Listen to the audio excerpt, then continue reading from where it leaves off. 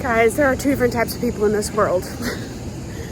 I'm walking to Starbucks right now. It's like 9:30 in the morning. And it's 40, I think it said 47? Maybe not, like 40, in like the mid 40s right now. And everyone I'm passing is wearing like fleece coats and beanies, and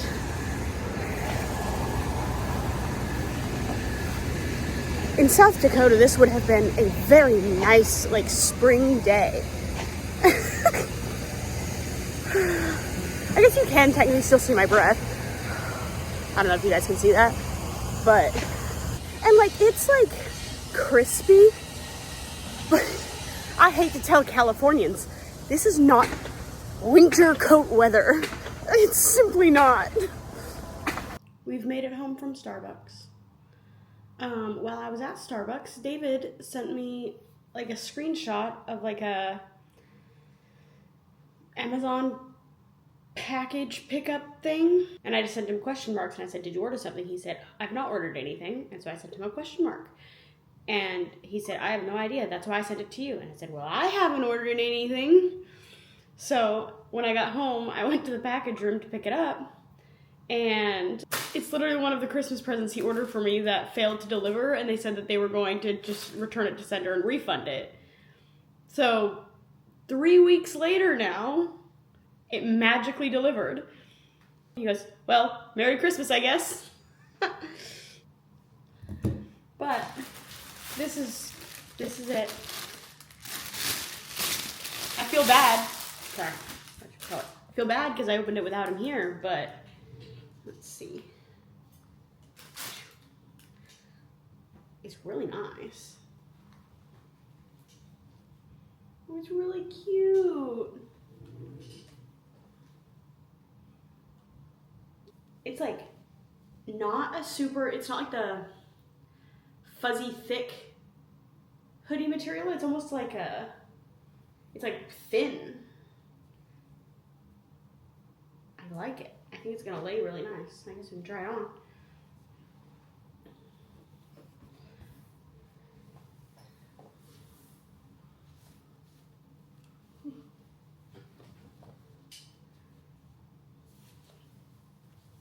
Oh no, I forgot I had a bow in my hair. Yeah.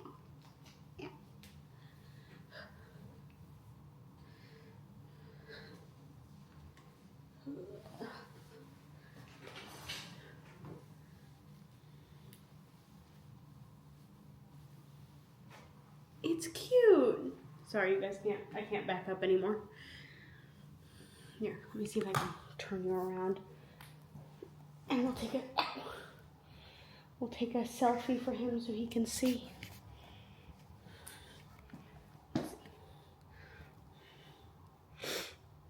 It kind of matches my outfit today.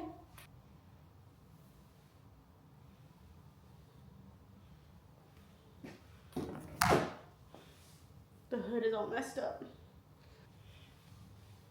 It's almost like the perfect, like I was saying this morning, it's not cold. It doesn't get cold here.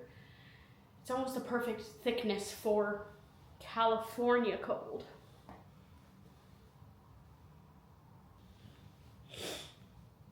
To be honest, for a long time I didn't think I looked pregnant at all, but because I was naturally a bigger girl, now I feel like I'm at the point where I look pregnant, but I don't think I look as pregnant as I am. Like, I feel like when I tell people that I'm almost 8 months pregnant, they're like I don't look big enough to be 8 months pregnant. I don't have a plan for today, really. When do I ever have a plan for the day? I do know I need to finish washing our bedding, and I started that yesterday. I also am trying to come up with ideas of things we can do while David's mom is here in April/May that like will be fun to do, but is also easy enough to do with a newborn baby. Because obviously she's coming here mostly to meet the baby, but I think it'd be fun to still be able to go out and do things, because obviously she lives in England and she's only ever been to Florida in the US. So I want to, like, you know, take her to see some things like the Golden Gate Bridge, Alcatraz, all the things you would come to San Francisco to see. But I just don't know how easy those things are going to be to do with a 4-week-old baby, give or take.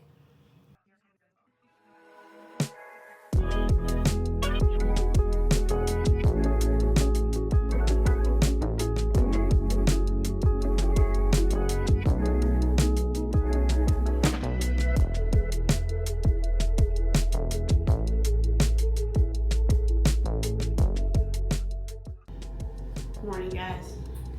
I don't know what the last thing I filmed for this is, but we're getting ready for the day. We have an ultrasound today at 3 o'clock. It is 10:23.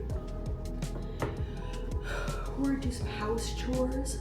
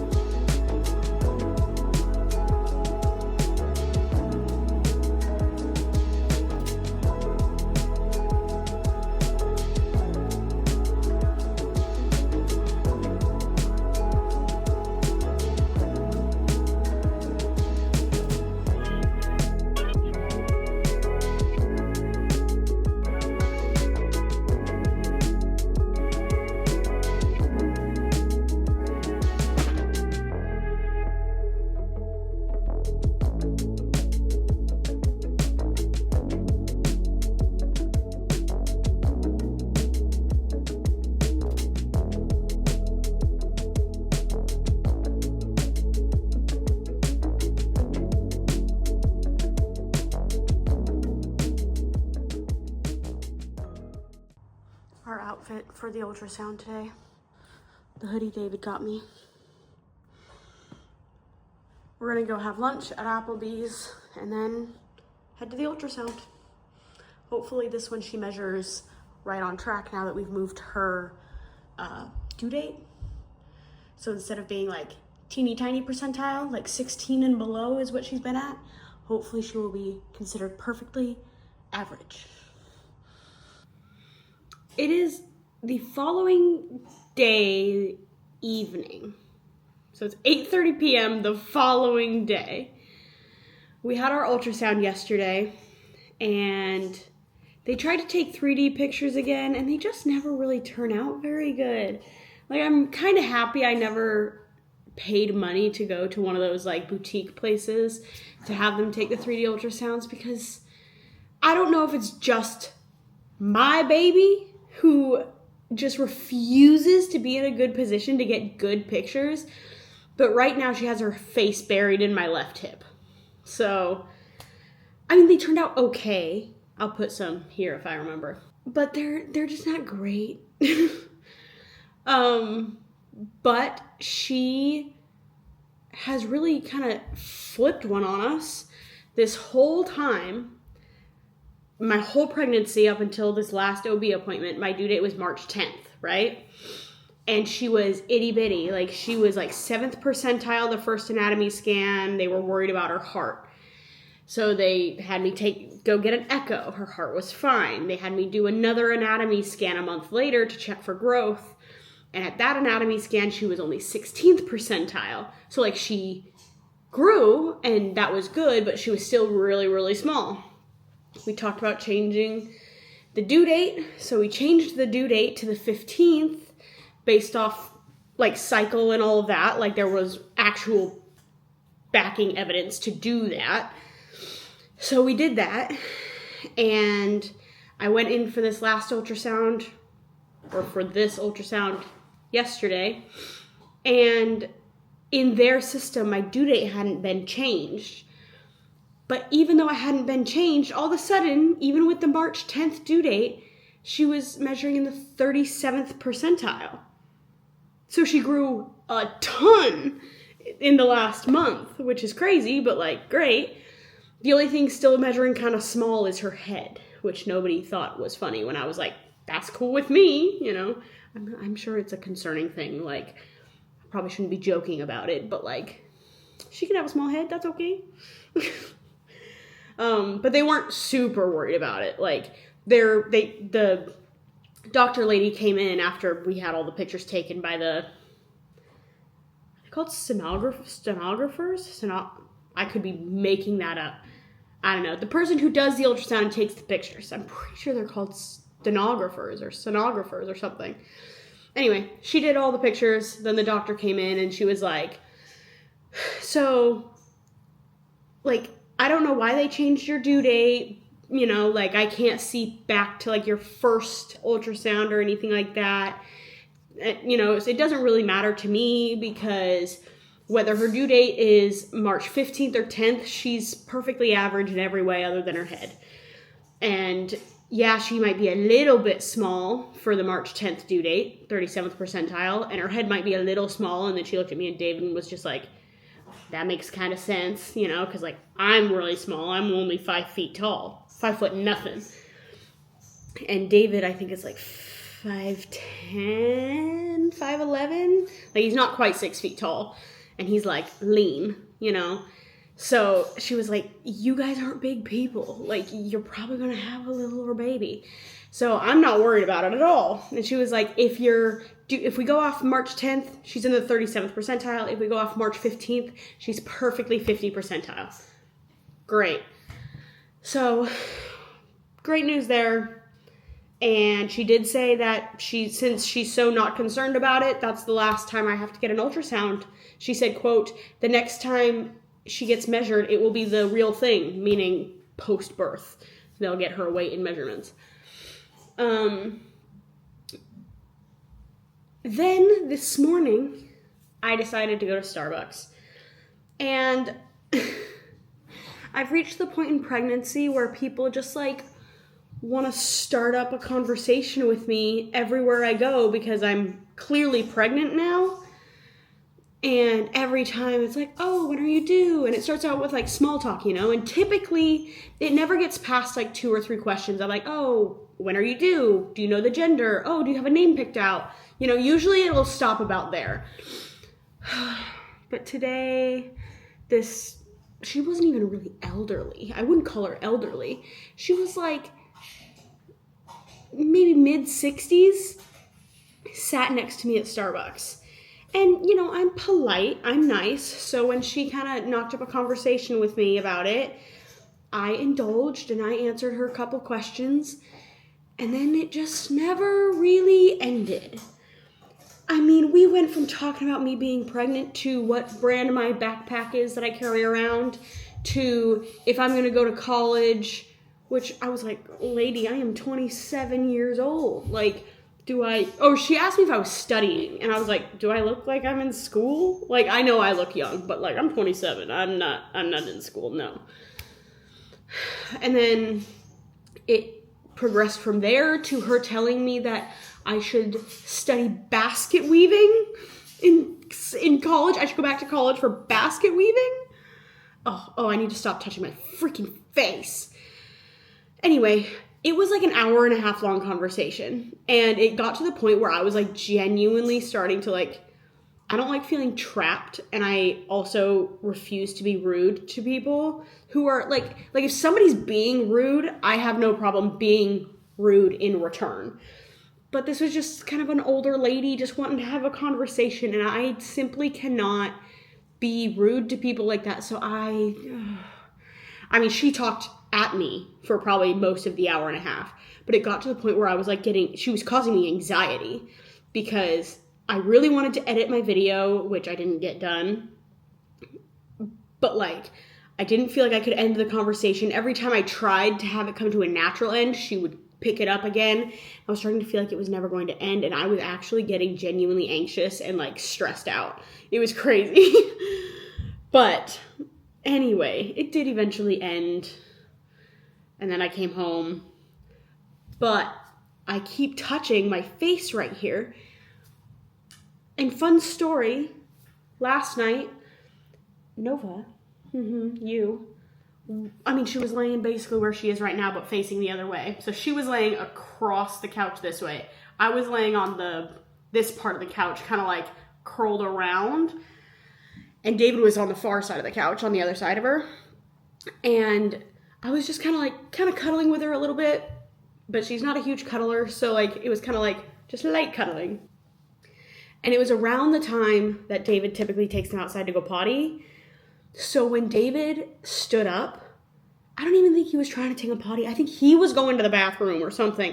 He just stood up, and she got so excited so fast that she like, to be honest, I can't even tell you how it happened because my head was not like next to her. It was not like close to her face. I swear to you, my face was like mid-body to like booty area.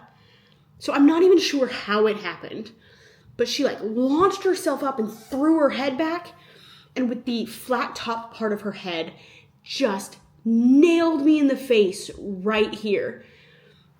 And it does not look bad. Like I don't think, you guys can probably just see that I need to wax my eyebrows or pluck my eyebrows, but immediately cried.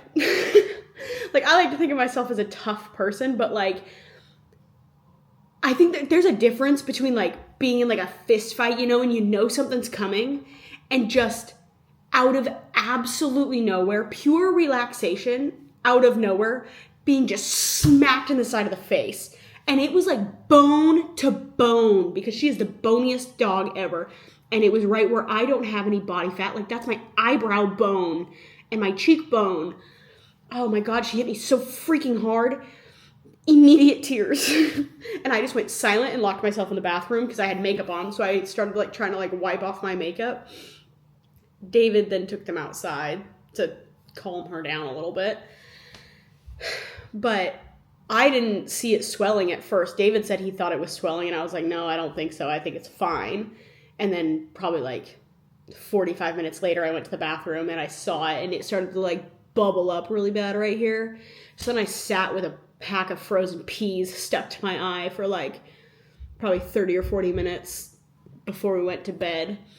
And it was like, it hurt to sleep on this side of my face, even like against the pillow. And as the night went on, it turned a little bit like, it was red, and then it turned a little bit green, but it stayed pretty light. And then this morning it was a little off colored, but I think for the most part, the color, the discoloration has gone away. And really, I think the swelling has mostly gone away too. Like, it doesn't feel, well, a little bit like right here. And then it's just so violently sore. And my natural reaction when I'm editing or when I'm doing anything is to do this. Like, and I rest my hand like that, but I do it on this side. And so at least 18 times today at Starbucks, I went like this, and it sends a shock of pain. And so I rip my hand away and I switch sides. And it's this constantly. And so just got out of the shower like an hour ago or something. And I like wiping my eyes, you know, like all of it is just so painful. It hurts so, like, ridiculously bad for it not to like have an actual bruise anymore. Like, I'm a little mad it didn't bruise more than it did, to be honest, because it genuinely hurts so bad. But anyway, that's pretty much the only update I have for you guys. I'm pretty sure that covers everything.